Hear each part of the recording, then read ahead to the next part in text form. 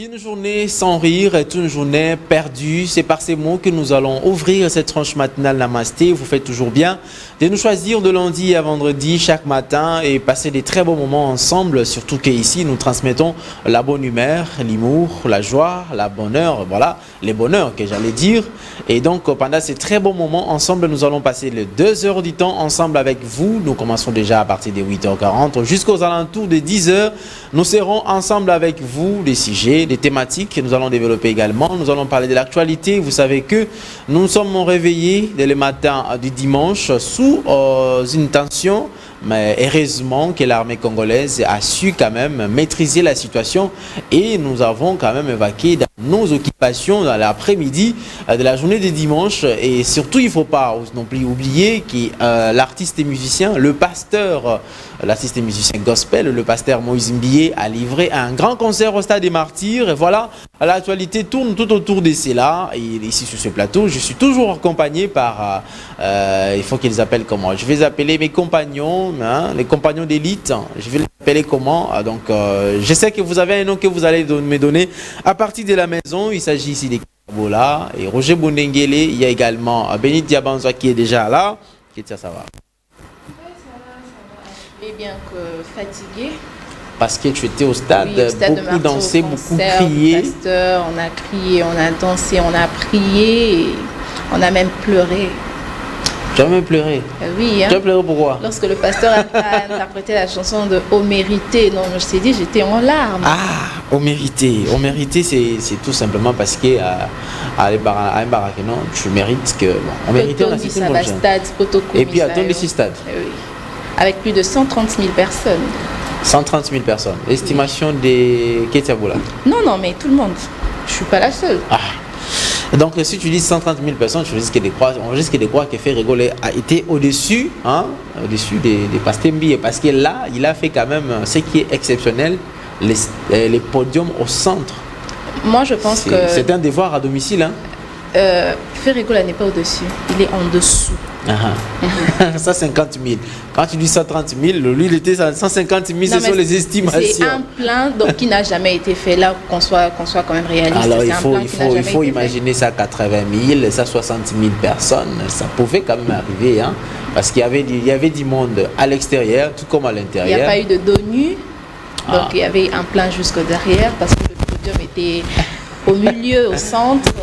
Kétia Bola, tu auras le temps de nous parler de ça parce que Kétia Bola nous a représenté au Stade des Martyrs hier. Il a représenté la PES Télévision, la tranche matinale Namasté au Stade des Martyrs. On va nous parler et de ça. Mais ici, je vais profiter de l'occasion pour dire quand même un bonjour à monsieur Roger Bondengele qui est aussi là, l'habitué pour les actualités. En tout cas, s'il faut commenter l'actualité, pas d'autre personne. L'homme blanc par sa peau et par son cœur. Bonjour Roger Bondengele. Bonjour Hervé Papi Adamba. Nous sommes là pour... la routine, donc nous sommes habitués. Je vous ai entendu parler du concert de Pasteur Mbié. Moi je pense que quand il y a vente des billets, là il n'y a pas estimation. C'est-à-dire il faut parler de nombre de billets vendus. Nous on a vendu 140 000 billets, c'est tout. On n'estime pas là où il y a vente des billets. Ah mais il faut souligner aussi qu'en République démocratique du Congo, il y a toujours les gens qui peuvent entrer sans billets. Ça ne manque jamais. Et surtout, je suis arrivé, moi je n'ai pas pu entrer. Au stade déjà on vendait les billets à 15 000 francs, pourtant les billets, le pour-tout c'était à 5 000 francs et j'ai trouvé les billets à 15 000 francs. Je me suis même posé la question d'où est-ce qu'est venu ces billets parce que selon les informations il y avait un sold out, c'est-à-dire que les billets il n'y en avait plus, mais d'où étaient venus les billets? Il y a eu des personnes comme par exemple l'excellence maître Guy Luando qui a payé 10 000 billets. Pour le stade. On a donné ça il y a eu de gens qui sont allés prendre des billets et aller revendre de leur manière. Leur manière, c'est ça. D'accord. Alors, on va commencer la tranche matinale comme l'habitude. Vous le savez, nous commençons toujours par une chanson chrétienne. Voilà. Nous sommes mis déjà dans le bain du sujet du christianisme parce qu'il y a eu les concerts du pasteur Moïse Mbié. Et donc, Nous allons prendre une chanson qui va nous proposer Jussi Mavouba et on va, question quand même pour nous de dire un grand merci. Nous sommes en vie depuis la semaine passée, le week-end, malgré les échauffourées au Palais de la Nation, à la résidence du président de l'honorable Vital Kamerhe. Nous sommes en bonne santé, il n'y a pas eu des choses qui pouvaient toucher la population. Et donc, pour cela, au moins, nous pouvons dire un grand merci à Dieu au travers de cette chanson qui va nous proposer Jussi Mavouba.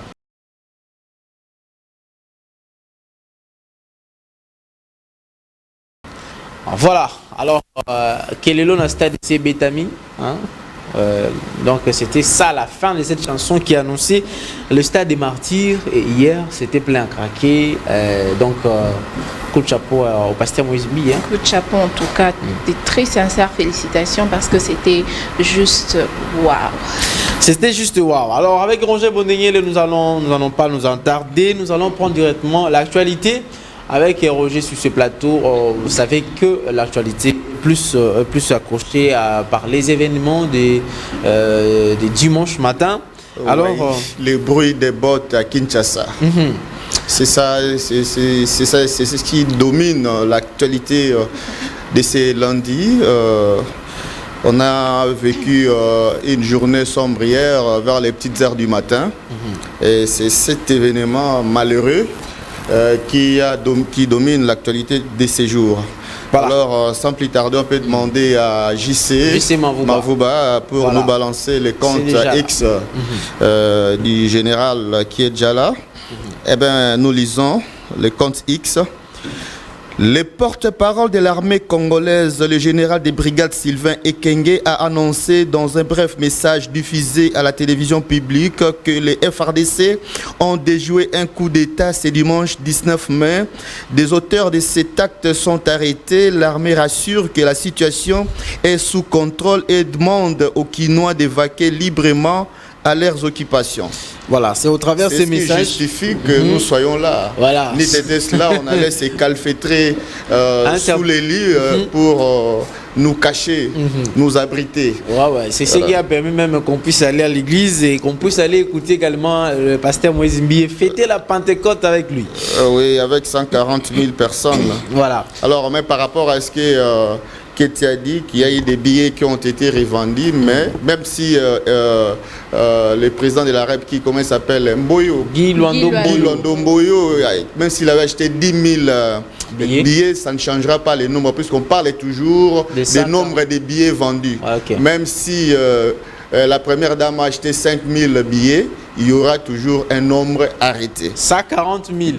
Alors, on s'arrête. Il y a des gens qui entrent sans pourtant acheter des billets aussi. Bon. On ne compte pas des fraudeurs, ça, on les appelle fraudeurs. Voilà. Alors, on va continuer tout simplement avec cette actualité. Il y a des tweets, des personnalités qui ont... Non, le gouvernement... Mais on commence d'abord par les communiqués du gouvernement. Oui, on a besoin du... Voilà, les communiqués là. Kinshasa, le 19 mai 2024, le gouvernement de la République démocratique du Congo condamne la tentative de déstabilisation des institutions du pays qui s'est manifestée aux petites heures de ce dimanche 19 mai 2024 par une attaque du palais de la Nation, siège du bureau du président de la République, chef de l'État, Félix Antoine Tshisekedi Tshilombo, perpétré par un groupe d'assaillants dirigé par Christian Malanga et comptant plusieurs nationalités. Peu avant, ils ont également pris d'assaut à quelques mètres de la résidence de l'honorable Vital Kamerhe de nos vaillants policiers commis à la garde de ces derniers sont tombés sur le coup. Le gouvernement de la République salue la prompte réaction de nos forces de défense et de sécurité qui ont déjoué cette aventure hasardeuse et mis en déroute ces assaillants. En attendant les résultats des enquêtes en cours, le gouvernement tient à rassurer l'opinion nationale que les mesures ont été prises pour renforcer à la fois la sécurité des institutions, des officiels et celle de la ville de Kinshasa. Le gouvernement de la République appelle la population à la vigilance pour dénoncer tout mouvement suspect des ennemis de la paix ainsi que leurs complices. Enfin, le gouvernement de la République rassure tous les Congolais de sa détermination de lutter sans relâche, ni faiblesse, ni concession pour leur sécurité, l'intégrité territoriale et la souveraineté de la République démocratique du Congo, quoi qu'il en coûte. Voilà. Les communiqués du gouvernement. J'ai eu de la peine pour la lecture puisque c'est à peine lisible. Voilà, quand même le gouvernement a fixé l'opinion, mais il demande également à ce que toute la population, partout où vous vous retrouvez, vous devez quand même signaler si vous voyez des actes ou peut-être des comportements un peu suspects. Il faut directement aviser la police et le service de sécurité proche pour qu'on puisse quand même maîtriser des personnes au cas où il serait encore les mêmes assaillants, comme on les appelle, les mêmes assaillants, d'autres appellent les putschistes. Et voilà, mais quand même, cette attaque a été déjouée. Alors, des personnalités ont quand même aussi réagi par rapport à cette attaque. Oui. On va commencer avec l'ambassadrice des États-Unis d'Amérique. Oui, on parle de suite avec l'ambassadrice des États-Unis d'Amérique, Justin Mafouba. Voilà, ici et là. L'ambassadrice des États-Unis d'Amérique qui... Oui, l'ambassadeur Lucie Tamlin. Je suis choqué par les événements de ce matin et très préoccupé par les rapports faisant état des citoyens américains prétendument impliqués. Soyez rassurés, soyez assurés que nous coopérerons avec les autorités de la RDC dans toute la mesure du possible alors qu'elles enquêtent sur ces actes criminels et tiennent pour responsable tout citoyen américain impliqué dans des actes criminels. Parce qu'il faut souligner que le fils lui-même, Christian Malanga, vient des États-Unis d'Amérique et son fils. Oui, lui-même, il s'est fait naturaliser américain, alors que c'est un Congolais de sang, des pères et des mères, mais il a changé de nationalité pour acquérir celle des États-Unis. Et son fils qui était là, il est de teint clair, lui aussi, il est d'office de nationalité américaine, puisqu'il est né là-bas. Et puis il y a eu aussi un Américain blanc qu'on a vu sur place qui s'exprimait en anglais. Donc il y a eu implication des Américains dans cette affaire. C'est ce qui justifie la réaction de l'ambassadrice des États-Unis en RDC. Donc on va tout faire pour découvrir les tenants et les aboutissants de cette histoire afin de démanteler les commanditaires ou le numéro 1 de cette histoire. Voilà, donc on va enchaîner avec le tweet de Jean-Luc Mélenchon. Jean-Luc Mélenchon qui est une personnalité politique française. Oui, c'est un opposant français, Jean-Luc Mélenchon.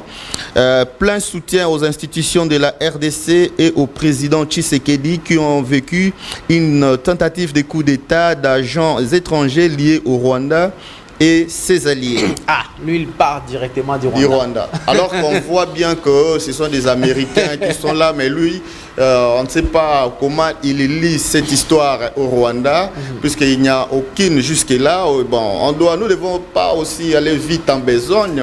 On doit attendre les résultats. Et ses alliés. Oui, et ses alliés. Bon, je ne sais pas, les alliés du Rwanda sont des Américains ou comment? Parce qu'on sait, parce que les alliés du Rwanda, ce soit des Américains, soit des Français. On le sait. Oui, mais lui-même est français, même s'il est opposant au pouvoir actuel, au régime de Macron. Voilà. Oui, c'est un opposant, bien sûr, mais nous devons nous réserver et attendre les résultats des enquêtes, puisque la justice doit nous aider pour éclairer la lanterne de l'opinion quant à ce qui s'est passé le dimanche aux petites heures du matin. Alors, il y a également Constant Moutamba qui est aussi un opposant en République démocratique du Congo qui a aussi tweeté toujours par rapport à ces sujets. Constant Moutamba qui... qui est candidat aussi Au perchoir de l'Assemblée nationale. Non, de membre du bureau comme rapporteur adjoint. Ok. J'invite le gouvernement congolais à décréter les couvre-feux de 3 jours à Kinshasa pour permettre à nos forces de défense et de sécurité de démanteler les réseaux de assaillants auteurs de la tentative de coup d'État ratée de ces jours. Ah, voilà. Lui, il demande plutôt un couvre-feu. C'est possible? Tout à fait, hein. C'est possible. Hein. C'est possible. Avec le couvre-feu, on peut arrêter certains complices, certains malveillants. Vous savez, il y a ce qu'on a appelé l'opération Panthère Noire qui a déjà commencé, mais nous ne voyons pas les effets puisque avec une telle opération, j'ai vu une vidéo où un monsieur là, Rastaman, qui a été arrêté parmi les assaillants, qui disait que nous sommes venus à bord d'un bus à partir du Congo central jusqu'ici et avec des armes et des munitions dedans. Mais on ne sait pas comment ces bus est passé partout, les barrières, tout ça, jusqu'à Kinshasa où il y a une opération Panthère Noire sans que ces gens-là soient repérés ni inquiétés. Donc l'opération Panthère Noire, c'est un échec cuisant. Donc on doit revoir, sinon qu'il y a eu des plaintes sur cette opération où une maman a perdu sa vie avec son fils de 20 ans. Il y a eu mort d'homme par-ci par-là, toujours avec cette opération Panthère Noire. Et voilà, in finish, les gens sont venus de l'intérieur du Congo central jusqu'à faire une incursion au Palais de la Nation.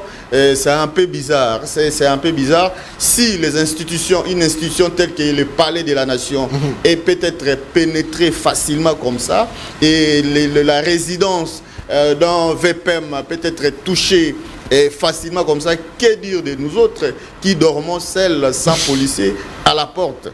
C'est un peu bizarre de voir que le pays est en train de marcher comme ça, à dents d'ici. Alors, il n'y a plus de tweets là. Il n'y en a plus. Hein? Nous sommes arrivés à la fin. Allez. Mais, non, on n'est pas encore arrivé à la fin puisqu'il a commenté. Puisque, vous savez, quand j'ai suivi, j'ai recueilli des informations, ça et là. J'ai remarqué, il y a des informations que nous avons recoupées.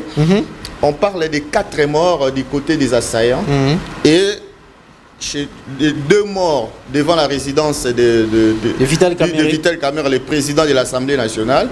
Les futurs présidents de l'Assemblée nationale. Non, il est déjà. Non, lui, il n'a pas de concurrent. Il n'est pas encore voté, peu importe. Non, lui, il n'a pas de concurrent. S'il était à sa résidence et il perdait la vie, il ne serait pas enterré comme président de l'Assemblée nationale, il serait enterré comme un député national tout court. Notre député national ou ministre, peu importe, mais déjà, il y a des dispositions puisqu'il est déjà à quelques mètres du perchoir de l'Assemblée nationale, à quelques centimètres près du perchoir de l'Assemblée nationale. Oui, maintenant, il y a eu 4 morts. Donc, deux assaillants ont été tués devant la résidence du président de l'Assemblée nationale et 2 autres ont été tués le matin du dimanche quand les éléments de la garde républicaine traquaient ces gens-là tout autour du palais de la Nation. C'est là où il y a eu des morts. Et déjà hier matin, chez Vital Kamerhe, il y a eu 2 morts. Donc, il y a eu 4 morts. Et chez Kamerhe, il y a eu un policier qui a été abattu. Donc, au total, il y a eu 5 morts.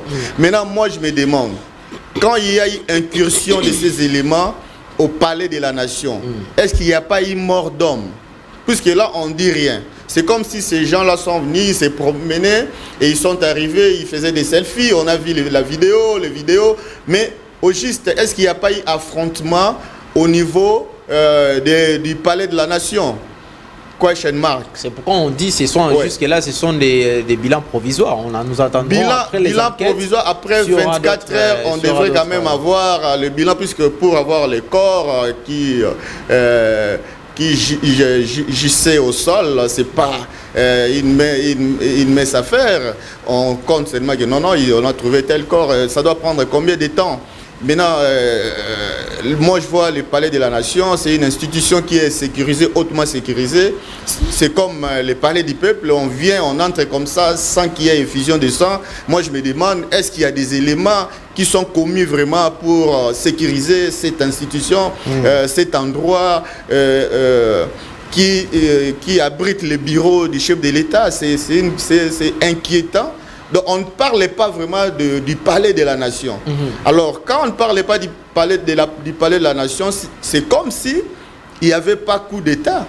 C'est comme s'il y a eu assassinat, on voulait assassiner le président de l'Assemblée nationale. Et ces gens sont venus avec des effigies du père, des moboutistes et tout ça. Alors nous connaissons un seul moboutiste qui se proclame tout haut et on l'appelle citoyen dans ces pays.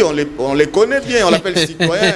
Je ne cite pas les noms, non, mais tout le monde les connaît. Mais peut-être c'est lui qui est derrière tout ça. C'est lui qui voulait. Il faut signaler ceci. Il faut signaler ceci, Roger Bondenguele. Tous ceux-là, d'ailleurs, qui s'appellent combattants à l'étranger, ils ne présentent que les drapeaux de l'impère. Pourquoi? Parce qu'ils sont partis de la République démocratique du Congo à l'époque d'Isaïe, pardon. Ils sont partis à l'époque d'Isaïe.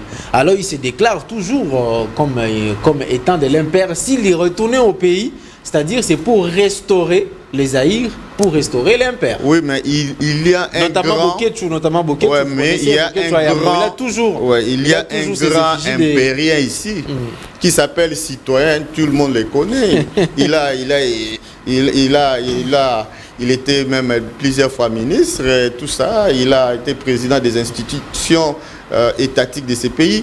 Maintenant, moi, je me pose la question, si ce n'est pas lui qui est à la base de cette histoire, qui est le commanditaire attitré de cette histoire où on voulait voir le président de l'Assemblée nationale assassiné. C'est ça, c'est là où j'ai ma crainte. Vous savez, la Bible, les enquêtes, c'est ce que l'on craint qui arrive. Ça peut aussi arriver. Mais les enquêtes nous diront plus. Et on va s'arrêter là avec Roger Bondenguele. Oui, nous attendons les enquêtes parce que... Merci beaucoup. Nous attendons les enquêtes, nous sommes très pressés. On doit vite mettre les points sur les i pour élucider cette histoire. Pourvu que ça soit clair, comme d'habitude, on n'a jamais eu peur. Bon, il faut qu'on se le dise, les enquêtes qui convainquent vraiment la population, beaucoup plus parlent de la population, d'autres des enquêtes qui proviennent des services après les assassinats, après quoi que ce soit. Mais comme l'ambassade des États-Unis a promis de s'associer à la République démocratique du Congo pour enquêter sur ce dossier, alors nous en saurons quand même beaucoup de choses. Alors on va prendre une transition et Roger Bondenguele, c'est fini. C'est fini pour moi avec vous aujourd'hui. Oui. Et donc la rédaction maintenant il faut réfléchir avec cette histoire du citoyen. La rédaction vient du verbe rédiger. Nous sommes là pour écrire. Merci beaucoup Roger Bondenguele. Donc c'est lundi déjà. Nous savons qu'il y a la lendiose, mais nous allons quand même. Il est moment de souhaiter l'anniversaire à tous ceux-là qui célèbrent leur anniversaire aujourd'hui. Nous sommes le 20 mai. Les 20 mai coïncident quand même avec un stade qui s'appelle 20 mai, République démocratique du Congo, qui est à Bola. Après cette transition, moi je vais te demander sur ça. Je vais envie de dire.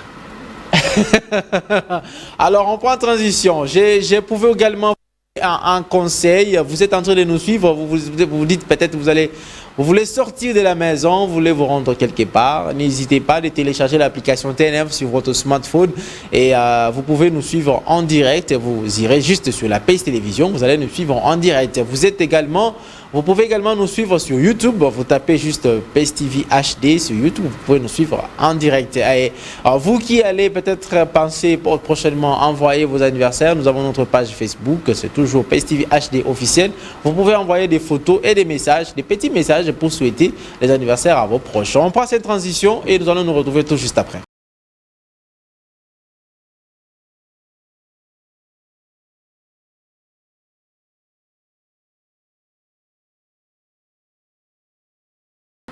Voilà, des retours sur ces plateaux Ketia Bola. On va devoir souhaiter les anniversaires à tous ceux-là qui sont nés aujourd'hui en 20 mai.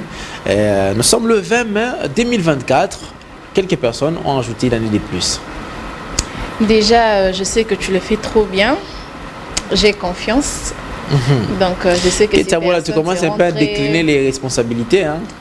Bon, les téléspectateurs vont commencer à s'inquiéter, mais pourquoi Ketia Bola ne les fait plus? Il y a quelqu'un qui a qualifié le français de Ketia Bola comme français crayon, français en crayon. Voilà.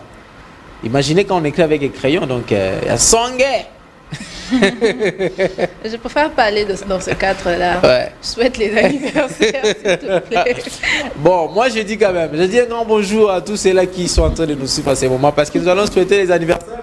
On va commencer avec la toute première personne, c'est une dame, elle s'appelle Olga Nzeba Manyanga, Olga Zeba Manyanga. Que ce jour qui est ton anniversaire soit rempli de joie et que la chance te sourit tout au long de cette nouvelle année qui s'annonce, car tu le mérites et tu es une fille merveilleuse. Je voulais dire, je peux même me pousser à dire une dame, une grande dame merveilleuse. Olga Nzeba Manyanga, joyeux anniversaire à vous, joyeux anniversaire encore, prospérez à tous égards, soyez bénis. En tout cas, avec Maman Mouilou, puisse être encore là, la bénédiction de Maman Mouilou puisse t'accompagner tout au long de ta vie, tout au long de cette nouvelle bougie, de la part, bien évidemment, de Richard Vwidi Manyanga. Voilà, les fils des papas Manyanga et la fille des papas Manyanga. Voilà, joyeux anniversaire à vous, Madame Olga Nzeba Manyanga. On va prendre maintenant Christelle Limayo Chibangu. À vous, Madame Christelle Limayo Chibangu. Joyeux anniversaire à vous. Tu as toujours répandu la joie, l'amour, le bonheur autour de toi. Tu as toujours été présente, compréhensive, chaleureuse avec les autres. Alors, aujourd'hui, la seule chose que je te souhaite, c'est de récolter les fruits de tout ce que tu as sémé, car tu le mérites amplement. Joyeux anniversaire, ma belle. Joyeux anniversaire, Christelle Limayo Chibangu, de la part de Jérémy Limayo, autrement dit Monito. J'aime l'appeler comme ça, Monito. On va prendre un monsieur, il s'appelle Osé Kusakana. Osé Kusakana, joyeux anniversaire à vous, messieurs. Monsieur Osé Kusakana, soyez bénis, prospérez à tous égards, que vos entreprises soient totalement bénies. Joyeux anniversaire à vous et que cette nouvelle année, que cette nouvelle bougie soit quand même une révélation de cette année, que ce soit une année de révélation, une année de prospérité, une année de bénédiction, une année de succès, une année d'avancement, une année où tu récolteras tout ce que tu as sémé pendant toutes les années passées. Alors, joyeux anniversaire à vous, messieurs Osé Kusakana. Donc, de la part de nous, la tranche matinale, vous souhaitons joyeux anniversaire. On va chuter avec une personne, une grande dame aussi, très belle, très magnifique. Elle s'appelle Roliane Mukoko. Roliane Mukoko, je crois qu'aujourd'hui, c'est un jour spécial, c'est ton anniversaire. Alors, plein de bonheur et que tous tes rêves se réalisent. On t'embrasse beaucoup. Nous, la tranche matinale, moi et Tiabola, nous t'embrassons tellement beaucoup et très fort en attendant de pouvoir fêter cela, peut-être avec toi. Nous pensons peut-être que tu vas nous inviter ce soir. On va fêter ensemble et surtout que après une longue journée, vous savez, quand c'est la lendiose, la journée est très longue, mais passer des très bons moments, des festivités pour fêter l'anniversaire, c'est toujours magnifique. Joyeux anniversaire à vous, Madame Roliane Mukoko. Soyez bénis et prospérez à tous égards. Continuez toujours à donner de la joie, du bonheur, de la bonne humeur au travers les gens qui t'entourent. Joyeux anniversaire à Roliane Mukoko. On se limite là. Aujourd'hui, c'est off. Alors, je donne juste... Ketia, voilà la façon de me regarder. Je sais, tu peux prendre la même côté Ketia. Regardez comment Ketia me regarde. C'est comme si elle entendait que je vais lui dire, mais Ketia chante maintenant pour les anniversaires. Toi, tu commences à faire comme maman Denise avec Moïse Mbié. Maman parle, non? Maman parle. Je t'ai dit, la lendiose me frappe. J'ai l'impression que ça me frappe. J'espère qu'après cette chanson-là, peut-être que ça va aller. On va danser un peu. Alors, vous pouvez également nous envoyer vos photos avec des photos de vos proches au travers de notre page Facebook en travers un message ou sur TikTok. Il y a possibilité d'envoyer des messages. Nous pouvons également souhaiter des anniversaires à vos proches et à vos connaissances. Mais très bientôt, nous vous mettrons un numéro spécial uniquement pour les anniversaires, que ça ne sera pas ces numéros que vous appelez souvent pour des dédicaces ou participer dans les sujets du jour. Alors, on va prendre une chanson, question de donner le temps à nos amis qui célèbrent leurs anniversaires aujourd'hui de danser quand même. Et nous allons danser aussi avec vous. Je vais danser avec vous. Ketia Bola va danser avec vous. Oui, Béni Diabanza également dansera avec vous. Surtout, Jonas Minga aussi va danser parce que lui aussi, il aime la musique. Il va danser avec vous. Alors, on suit cette chanson et nous allons nous retrouver tout juste après.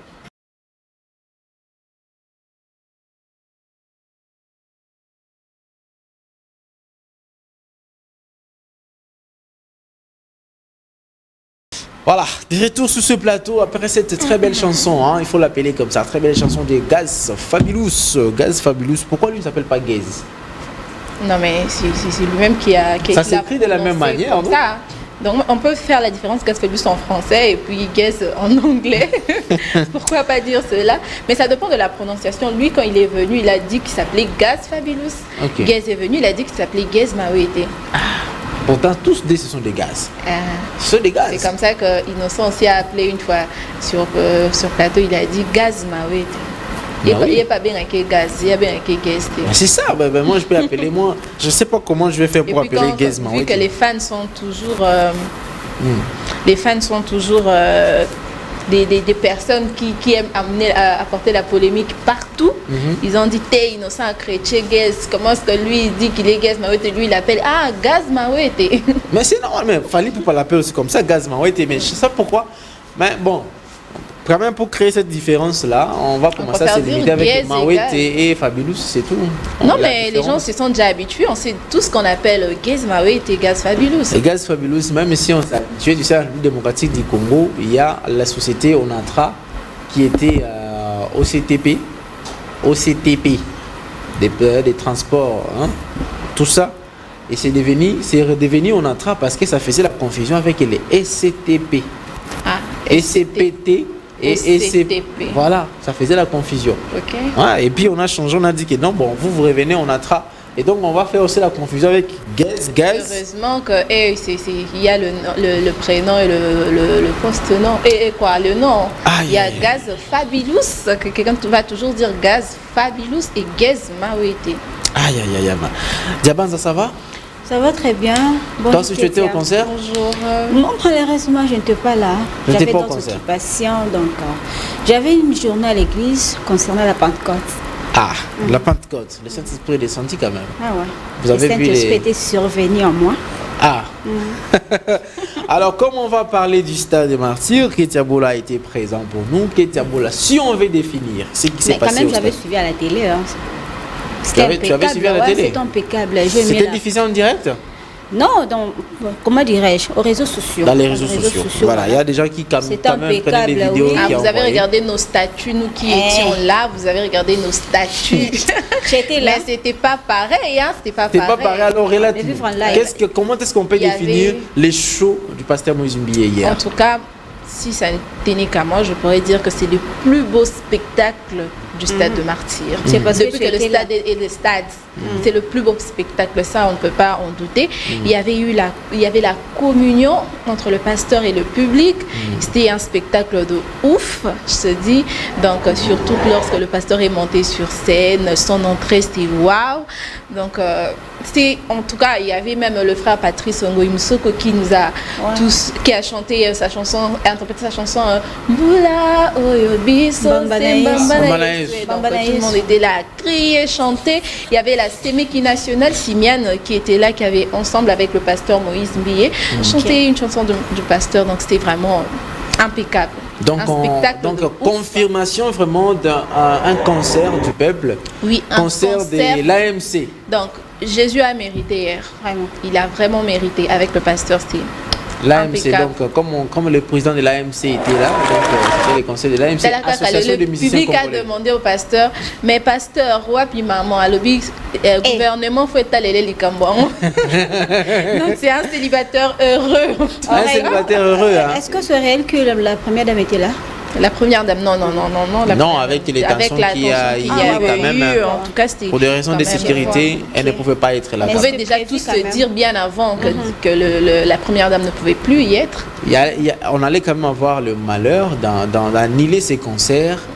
Oui, surtout que dans des petites heures de la matinée, il y avait déjà eu des communiqués, de rumeurs disant que le concert a été annulé. C'est vers 14h que le pasteur lui-même a fait une vidéo sur son Instagram pour dire qu'il a eu à échanger avec le VPM, il a eu à échanger avec des autorités, même le chef d'état-major qui a confirmer que le concert aura bel et bien lieu. Et c'est pourquoi il y a eu peut-être un léger retard au début, mais malgré ça, les gens il y a eu des gens à 10h déjà. Les gens entraient déjà au stade, qui n'avaient même pas la confirmation si c'est annulé ou c'est pas annulé, mais les gens venaient déjà au stade. Là, c'est pour dire que c'est le concert du peuple, pour le peuple, le concert à laquelle Jésus a. Non, c'est aussi un vrai phénomène d'un musicien chrétien, si je peux bien préciser. Voilà. Non, lui, le pasteur va me dire, un vrai fanatique de Jésus. Un vrai fan de Jésus. Mais lui n'aime pas qu'on dise le fan de Moïse. Non, il fait la musique. Il fait la musique de Jésus. Il a eu à rassembler les gens par rapport à ce qu'il fait. Son job, c'est la musique. Curieusement, Bénite et Ketia, curieusement, on verra encore les mêmes personnes venir lorsque Mike Kalamba va se produire les 17 juillet. C'est le concert de Jésus. Ça sera toujours même si on a taquiné, il y avait Majabou, Boyebe, là, stade des choses, je te dis, les Congolais, ce sont des peuples et Moko, je ne sais même pas comment dire. Tu sais, c'est là, on a bandit parce que je dis, mais comment on peut faire ça même dans... On peut apporter la polémique, je pense que ceux qui sont en Colombie, peut-être vous avez raté, mais je crois qu'il y a des gens qui ont voyagé, qui sont venus ici à Kinshasa pour assister à ces concerts. En direct de Brazzaville, qui était venu, la Tanzanie, il y avait vraiment un public de diversité de partout. Des gens qui sont venus de partout. Et c'est comme ça, nous aimons la République démocratique du Congo, nous aimons vivre comme ça, nous aimons vivre en paix. Sans oublier que hier aussi, il y a eu un concert hier à Brazzaville. Il y avait la sœur Sandra Mbouyi, Maman Rossi Kaïba, ainsi que les Rafiki qui étaient là. Les Madjabou. Oui, les ambassadrices de Madjabou. Les Madjabou. Il faut dire les Madjabou. Les Madjabou. Les Madjabou contre un moment. Mais de l'autre côté, il y a eu le pasteur qui a rassemblé, je ne sais pas, avec l'attention qu'il y avait hier matin, voir le peuple aller à ce concert, non, c'est un truc à féliciter. Moi déjà, quand je me suis levée le matin, je ne sais pas qui avait dit à ma mère qu'on allait bombarder le stade, que j'étais moi, Fachi, je ne sais pas qui. Non, mais tu vas à ce concert, tout ça. Avec l'attention qu'il y avait, en tout cas, Moïse Mbi a félicité. Voir les gens se déplacer malgré tout ce qui a été dit sur les réseaux sociaux. C'est à féliciter en tout cas. Alors bravo, alors pasteur Moïse Mbi qui a laissé un devoir à domicile. Ketia, je ne cesserai pas de te poser cette question. Fali qui va venir. Fali qui va venir les 10 et les 11 août. Le pasteur Mike Kalamba le 17 juillet. Stade, podium dans le centre. Est-ce qu'il faut passer à podium dans le centre et chercher à faire mieux? Parce que le spectacle du pasteur, en tout cas jusque-là, je n'ai jamais vu quelqu'un faire un tel spectacle au stade. Donc, c'est un devoir à domicile. Un devoir à domicile. Podium au centre. Wanaga Isara Michael Jackson. Il ne faut pas oublier que pasteur Mike Kalamba est en préparation. On ne connaît pas, moi et toi. Oui, c'est ce qu'on dit. C'est ce qu'on dit, c'est un devoir. Non, mais il a un devoir à relever. Il doit on attend c'est un défi qui peut le défi à relever. Mais on peut pas, on n'a pas on s'attend qu'eux ne fassent pas pareil, mais qu'ils fassent mieux. Ils fassent mieux plus que le pasteur Moïse Mbi et mettre le podium au centre, parce que là on n'aura plus le débat. Non, si mon podium il n'y a pas eu d'ONU. Là c'est parce que tu es là dans longtemps. Les images que nous avons vues déjà, il faut parler déjà des entrées. Les stades des martyrs, ceux qui c'est 80 000 places. Alors si on dit il y a eu 140 000 billets vendus, c'est-à-dire sur Tosali 80 000 on a bateau Nikuna. Les 60 000 personnes peuvent remplir facilement la pelouse. Ouais, c'est normal. Surtout moi j'avais aimé sa promotion. Il a vraiment fait la promotion. Il a battu campagne en tout cas si on peut le dire comme ça. Mouzé Kindingu qui quitte l'Europe spécialement pour ses concerts. Et son entrée était spectaculaire. Les gens se sont dit mais où est-ce la France? À combien donc les gens ont crié, c'était vraiment beau. C'est vraiment un spectacle. C'est comme ça. C'est comme ça, nous aimons quand même adorer Dieu. Il avait promis et c'était une demande. Il y a eu des blessés. Il y a eu des blessés. Mais gloire à Dieu, il n'y a pas eu de mort. Il y a eu quelques blessés. Parce que la foule était immense. C'est normal qu'il puisse y avoir des blessés. Et surtout que les sorties, soit vous sortez par Willery, soit vous sortez par Pongabi.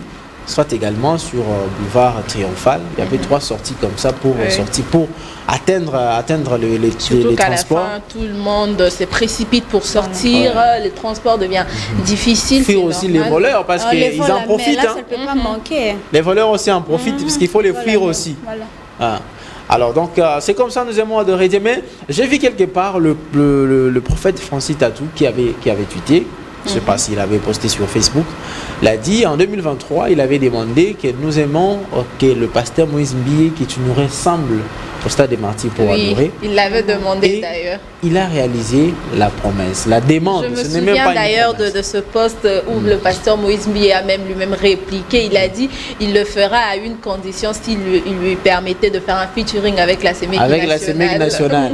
Et la CEMEC nationale est venue pour chanter. Elle est venue, elle a même chanté. Voilà. Alors c'était beau à voir. Vous aurez peut-être le temps de suivre les images du pasteur Moïse Mbié avec nos émissions 100% culture ici à la PES Télévision pendant les week-ends, même pendant la semaine. Mais j'espère que l'équipe du pasteur Moïse Mbié va directement mettre les images sur YouTube pour que les gens qui n'étaient pas présents puissent quand même voir l'ambiance qui était au stade en tout cas. Bon, nous on a vu seulement des petites vidéos jusque-là. Mais on s'est dit vraiment, l'image qui était là, c'était beau. Wow. C'était beau à voir. C'était wow, amazing. Alors voilà, on va prendre une transition réseaux sociaux parce qu'on va parler maintenant avec Diabans aussi sur ce plateau qui va nous parler des Monde et Beauté, mais comment faire le manicure à domicile. On va prendre cette transition et on revient tout juste après.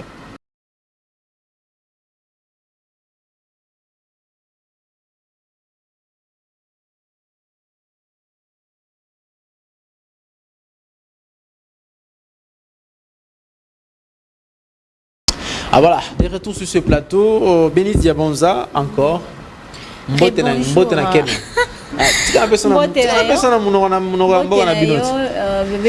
de la presse congolaise. Alors, faire le manicure à la maison, faire le manicure à domicile. Voilà. Alors, qu'est-ce que nous devons retenir là-dedans pour faire le manicure? Je le dis toujours que cette rubrique nous aide à faire de la beauté ou de mode un levier pour que chaque homme et chaque femme puisse se retrouver dans la société. Aujourd'hui, nous allons parler, Hervé Papi Agamba, de comment faire une manucure professionnelle à la maison.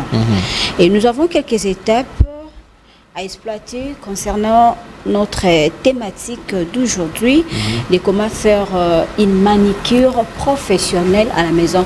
Nous savons tous que tout ça un peu là-bas, surtout les dames, et nous aimons tous voir les esthéticiens, aller dans le salon de coiffure comme Ketia, et pour mieux arranger nos ongles, surtout ça, avec nos frères de Bengra, Banavermi. Comment Banavermi?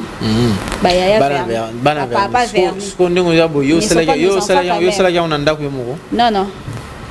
Je vais quand même partir avec Banaveni Basalagi. Papa Verni quand même. Non, mais tu viens à Banaverni. Mais il y a des fois, quand tu mets des plaquages là, je ne pense même pas que tu le fais à domicile, non? Non. Alors, des exemples de ce que tu avais dit, on doit le faire à domicile. À domicile. Donc il faut faire ça à domicile et puis. Témoin oculaire. Alors, lorsqu'on fait alors à domicile, n'est-ce pas là, aux encourager Batouba, Kendasu, couper sa main dans le salon de coiffure, parce que les gens qui font des salons, ils ont besoin de voir les clients. L'avantage, c'est quoi? Le fait qu'il y a ça là, non, à domicile, nous serons un peu limités. Parce qu'à domicile, nous pouvons utiliser les outils. Donc, il y a un kit complet de maquillage, de manicure, j'allais dire. Nous avons des limes, des vernis, des dissolvants, tout et tout. Mais plus loin, au salon de coiffure ou chez un esthéticien, nous verrons qu'ils ont des kits complets plus que...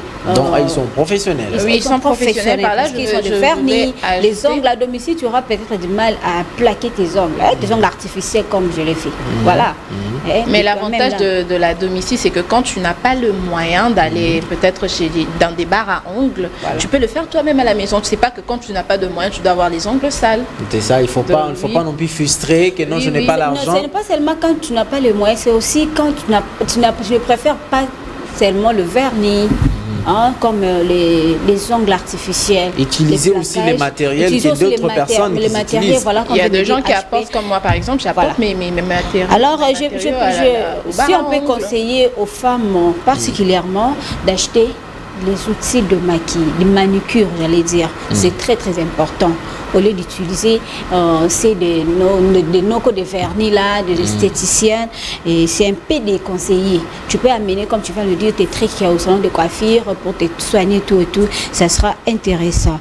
Nous avons des étapes, nous avons 3 étapes que nous pouvons exploiter concernant cette rubrique.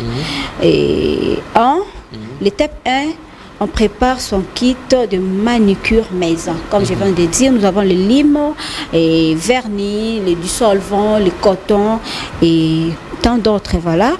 Et deuxième étape, c'est on nettoie ses ongles. Il faut bien nettoyer les ongles. Voilà. Et il faut bien nettoyer les ongles à l'aide de dissolvant. Tu connais le dissolvant, non? Oui, je connais quand même le dissolvant. Non, parce qu'on doit t'écouter et je dois aussi laisser les téléspectateurs t'écouter, c'est très important. Aussi. Et troisième étape, on peut limer les ongles. Il faut très bien, fais un peu ça, Kétia. Voilà. Malheureusement, on ne saura pas prendre Kétia en gros. Il faut bien limer les ongles aussi. Et notre dernière étape, il faut soigner vraiment comme il faut les ongles. Après, tu peux mélanger, tu peux mettre les bases si tu préfères, et pour les dames, le vernis de couleur au choix. Voilà un peu. Donc, il faut limer les ongles, il faut nettoyer. D'abord, il faut nettoyer les ongles, il faut limer, il faut arranger, enlever un peu les petites taches au bout des ongles là, et puis mettre le vernis ou du solvant au choix. Et une fois finir, c'est très propre. C'est très propre. À moindre coût, sans dépenser de l'argent. Ouais, propre et simple. Raison pour laquelle il est demandé aux femmes et aux hommes d'acheter les outils de manicure à la maison. Voilà. Et suivre les vidéos sur Internet pour un peu avoir l'idée comment faire une manucure professionnelle à domicile. Même il y a ceux qui vont déjà dans des bars à ongles. Déjà, ils savent que lorsque l'angulaire il commence, il débute par limer, il commence par utiliser le dissolvant, moi je le fais tout ça. Voilà. Donc on a déjà quand même une idée de comment faire la manicure avec ceux qui nous font des professionnels, on peut dire. Alors, faire les manicures, la manicure La manucure. Là ou là? La manicure. Bon, comme c'est pour les femmes, la manicure, pour faire la manicure à domicile, il faut juste écouter les conseils des Diabanza. Il y a aussi ce qu'a ajouté Kétia Bola, et vous les ferez sans problème, et surtout que ça va vous épargner à trop dépenser et aussi à faire trop de mouvements, parce que quitter la maison jusqu'à ce qu'on appelle bar à ongles. Donc aujourd'hui, vous verrez dans ces mêmes bars à ongles, il y a même les salons de coiffure, tressage et tout ça. Plus souvent le mélange, mais il y a de bars à ongles spécialisés juste pour les ongles. Oui. Mais plus souvent on mélange. Les dames, j'ai envie de faire un petit dédicace grâce à Ngombe. Grâce à Ngombe pour elle sait qui sait conseiller les dames. Ketchapoula ne les a pas fâchés contre moi. J'ai sali seulement grâce à Ngombe. Je ne dis rien. Grâce à Ngombe, voilà, c'est comme ça il s'appelle. La conseillère, elle est vraiment au top, elle conseille les femmes. La chouchou des hommes. Ouais. C'est notre chouchou, notre maman nationale. Je la salue aussi. Salut à toi. Voilà, on va souffler avec une chanson, question de nous séparer avec Diabanza. Il y a un dernier mot aujourd'hui? Sinon non, comme Jésus-Christ tarde encore, en tout cas. Pentecôte, le Saint-Esprit, la minute au Saint-Esprit. Donc calme, je suis surabondée par le Saint-Esprit. Mais on reçoit moi à l'Amérique. Ça, je sais. Je ne pense pas avec mes écharpes. Il est toujours à la droitière. Voilà, je salue la grande famille Diabanza, je salue Karis Ngiaba, je salue Chris Kouzikesa, ainsi que la grande famille Kouzikesa. Voilà. Kouzikesa, là, c'est que tu salues souvent, c'est qui? C'est un ami, un ami proche, un ami intime. Il s'appelle Christian Kouzekesa. Voilà. Ami intime. D'accord. Il s'appelle Christian Kouzekesa. Tu chantes même. La chanson. Justement, Fouba, libère-moi de ces enfants. Avec une chanson, libère-moi s'il te plaît. déjà, vous allez comprendre que Ketia Bola a un peu disparu et puis ça va. Elle nous reviendra juste après quelques minutes parce que là, nous allons donner l'opportunité à nos stagiaires qui ont passé ici à la PES Télévision un mois. Nous avons passé un mois ensemble avec eux. Un mois ensemble, c'était pendant ces intenses moments. Ils sont venus pour apprendre, mais ils sont venus de l'Université catholique du Congo, autrement appelée le UCC.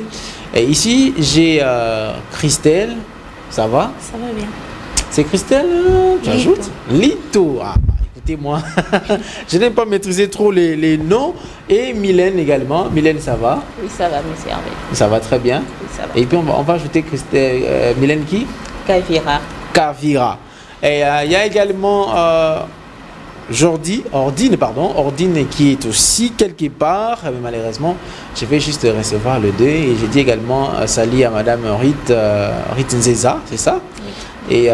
Et Marina, c'est Marina? Iso. Marina Iso. Voilà. Comment s'est passé votre moment de stage? Je dirais que notre moment de stage s'est bien passé. Au travers de ces moments, j'ai appris beaucoup de choses et j'ai aussi pris le goût du journalisme.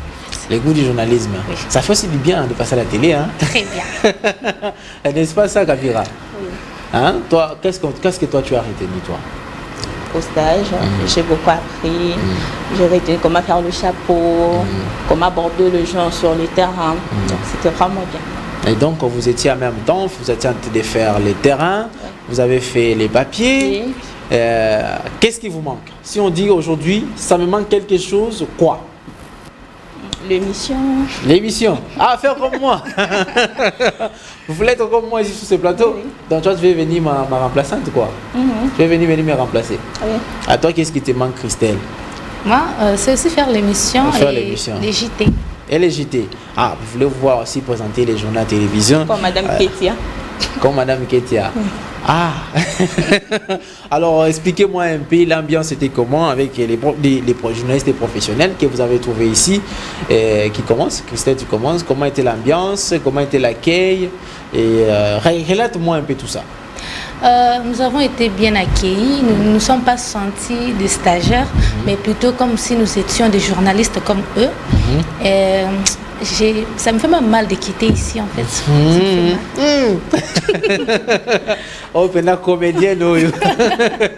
Et Kavira, comment toi tu as senti l'accueil, comment tu as senti l'échange, c'est-à-dire pendant ce temps-là avec les pros, avec les aînés? Je dirais que la PSTV, c'est une famille. PSTV Lubota, on nous a bien accueillis, on était à l'aise. C'était chez nous en fait, c'est chez nous je dirais. On était bien, il n'y avait pas de discrimination. Donc, on s'est bien sentis. Vous étiez bien sentis. Ouais. Ah, c'est comme ça. Et alors, comme ça, moi, je vais vous libérer parce que déjà, quand ils étaient en train de monter, Ketia, écoute, c'est comment tes filles en train de me dire, mais ces filles ne traînent pas, on ne traîne pas. Alors que vous dites quand même vos derniers mots. Quel message peut-être d'aller donner à d'autres amis des universités par rapport à ce que vous avez vécu à la PSTV? Le message est que nous avons vécu à travers de la PSTV, nous avons appris beaucoup de choses.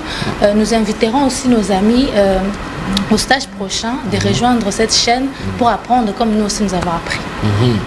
Et surtout que vous étiez venus des filles, je crois que c'est pas le même message que toi. Hein? Toi, tu as notre message. Le même message. Le même message. Je vais inviter aussi les amis de venir aussi à la PES Télévision. Et j'espère que avant que vous ne terminiez les années, on vous attendra encore à la PES Télévision. Vous pensez que ça sera bien? Oui. Voilà, c'était Mylène et Christelle avec moi sur ce plateau, les stagiaires de l'UCC qui viennent de partir. Ils ont fini et les stages aujourd'hui, c'était un moment pour seulement nous dire au revoir. Alors on a voulu quand même qu'ils puissent, au lieu de faire toute une interview quelque part, alors nous leur avons donné, nous leur avons accordé ce temps à la télévision. Nous disons également merci. Alors, tu vois, c'était 3 noms, des gens que tu aimes, que tu veux saluer, non? Sont là déjà. J'espère qu'à ce moment ici, les noms sont partis. Ça va revenir? Ça revient déjà? Oui, déjà. Ah, ok, cite les noms. D'abord, je dis merci au DG de la chaîne. Ensuite, merci à M. Charles, le directeur, et à ma maman, Marina Mobalizanga, ma grand-mère Cécile Foulaka, Myriam Manzangi. Merci à eux. Et toi, tu cites combien de noms? 3 noms aussi. Je remercie d'abord les DG et je remercie aussi M. Charles qui est notre directeur et toute ma famille. Je remercie ma grande sœur Dina, je remercie mon grand frère Oli et c'est tout. Tu sais que il fallait quand même que je sois avec Ordine ici parce qu'Ordine au moins allait me citer moi. Il est ici, n'ont pas voulu remercier HP. Comment est-ce possible? Avec moi sur ce plateau. Mais je l'ai fait ce matin, non, José? Ce matin, les gens n'ont même pas écouté ça. Je vous remercie à vous, les monsieur chouchous de la HP. presse. Les chouchous des nanas. Non, mais répète un peu ça. Les chouchous de la presse. Les chouchous de la presse. Ça, moi, j'aime ça. Merci beaucoup, les amis. Je dis également, comme ils n'ont pas cité vos noms, moi, je vous cite Marina. Marina, je te cite et toi aussi. Je cite également Ordine. Je cite également Madame Mourit Nzeza. L'autre fois, on était avec elle ici sur ce plateau et nous avait présenté un élément qu'elle avait réalisé. Et c'est comme ça, la PES Télévision, c'est la formation. La PES Télévision, c'est un bon lieu pour l'encadrement de la jeunesse. Ici aussi, nous donnons plus l'opportunité à la jeunesse. Vous allez commencer de la technique jusqu'à la direction, c'est seulement de jeunes. Et le patron lui-même aime quand même l'encadrement de la jeunesse. Voilà pourquoi la PES Télévision, c'est toujours beau, c'est toujours magnifique, c'est toujours propre. Voilà.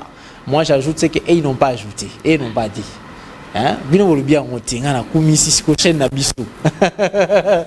Voilà, merci beaucoup les amis et nous vous espérons à très bientôt peut-être. Ceux qui peut-être seront retenus, ils seront rappelés. Tu penses que ça sera toi, Kavira? J'espère en tout cas. Tu l'espères? Oui. Ah d'accord, merci beaucoup. Alors justement vous bas pour me séparer avec les deux grandes demoiselles, on va prendre l'humour, après juste cet humour là, nous allons recevoir l'invité sur ce plateau avec qui nous allons balayer l'actualité. Vous savez qu'il y a eu un attentat raté hier qui n'a pas marché. Heureusement, nos forces armées de la sécurité nationale étaient là pour quand même maîtriser ces assaillants. Nous allons parler de ça. Nous allons parler également des élections à la Chambre basse du Parlement avec notre invité. Il s'appelle Emmanuel Mouenge qui viendra juste après cet humour que je vous laisse suivre et on va se retrouver tout juste après.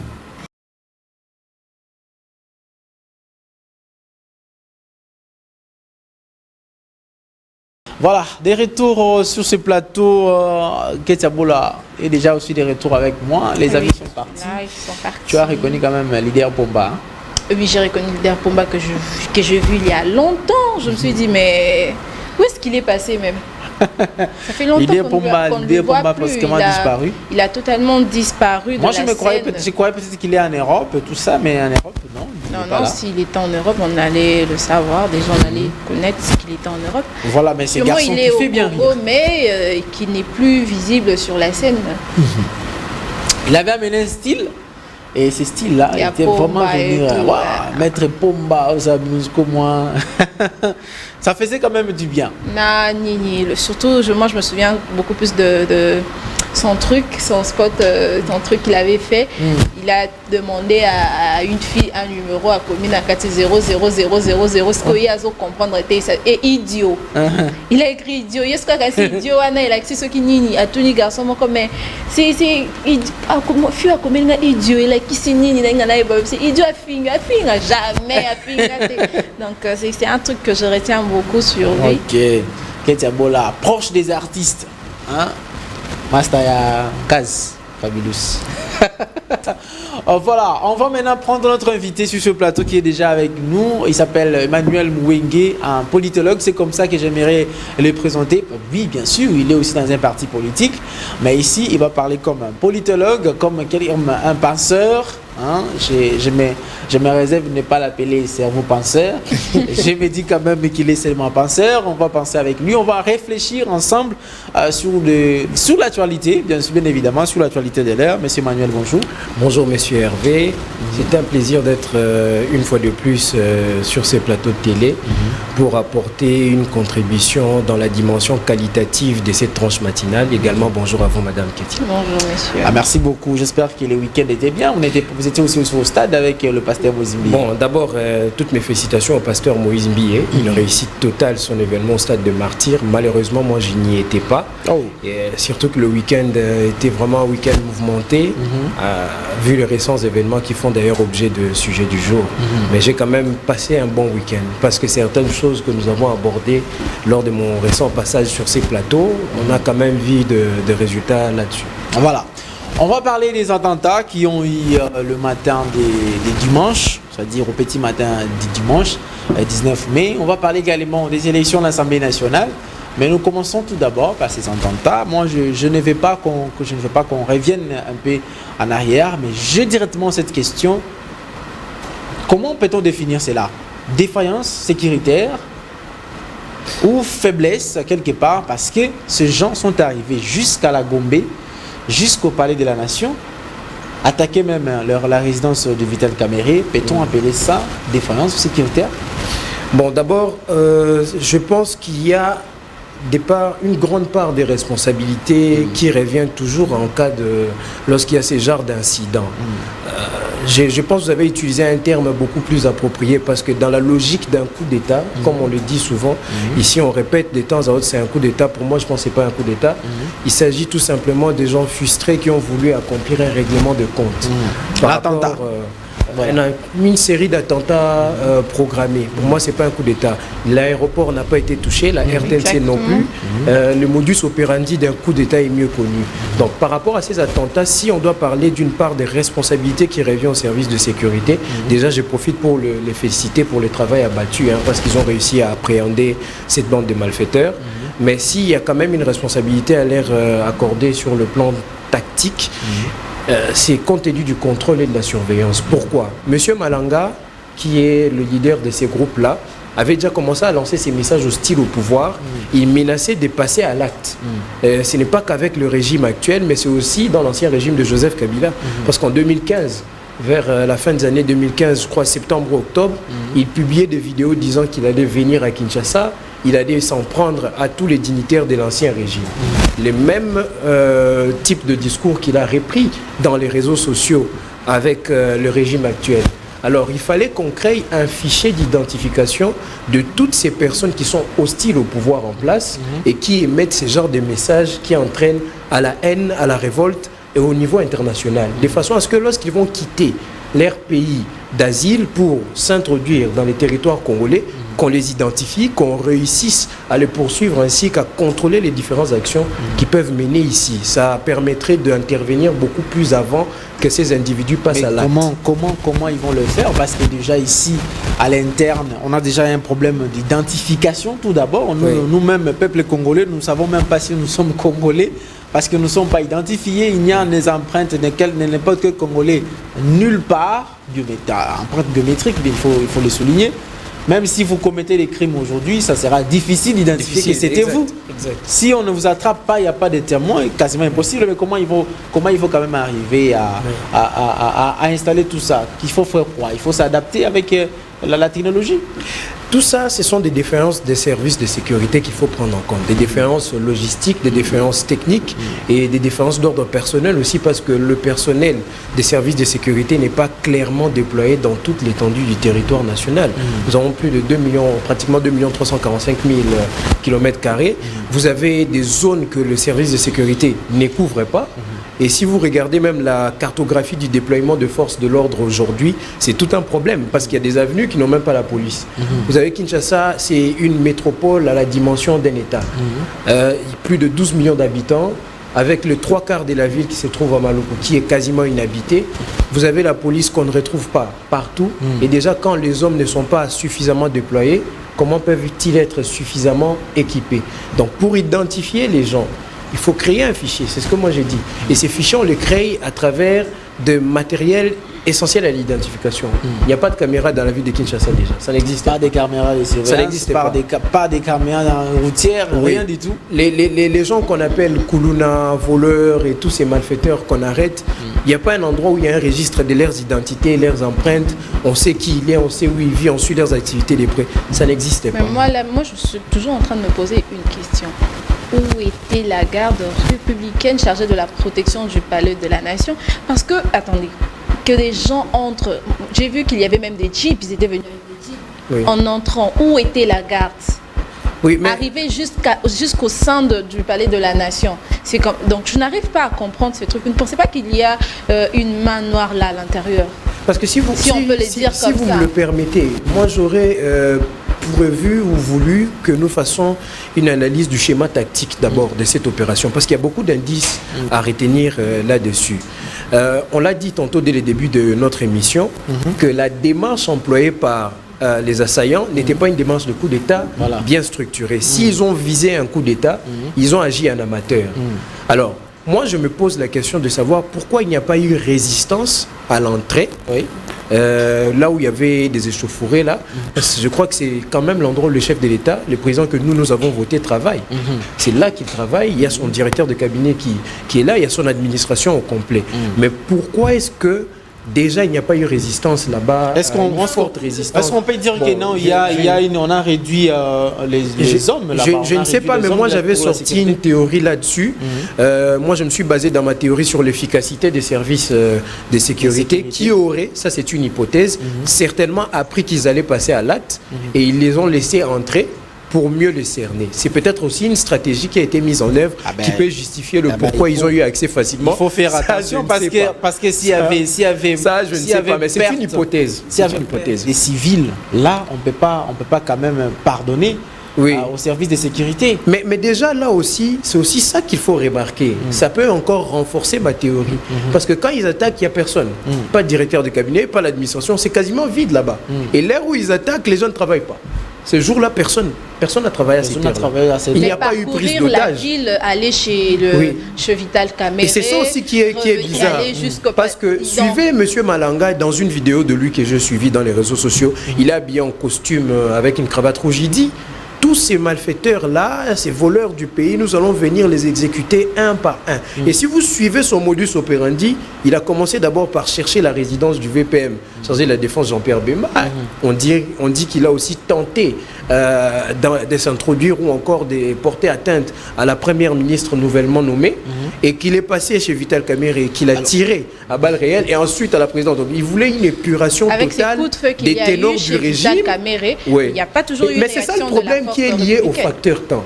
Quand vous faites un coup d'État, le temps est important.